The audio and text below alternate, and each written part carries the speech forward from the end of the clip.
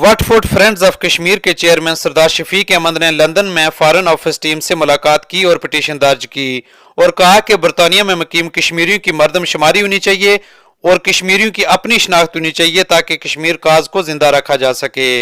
The petition was for UK Kashmiris to get the ethnicity and an identity in UK so that our demand for Kashmiri issues can be appreciated more. We should have the identity of Kashmiris in UK. There's 1 million of us, and it's important that everybody in UK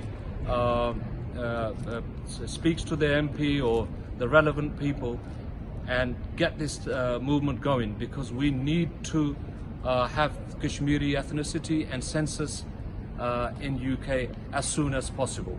This will help all the Kashmir cause that at the moment we are getting no positive feedback.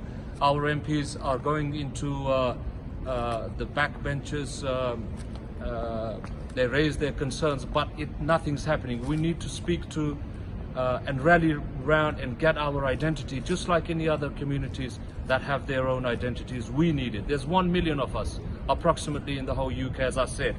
So I need your support, all of you. Let's start this campaign. Sardar Shafiq Ahmed, govt TV, London.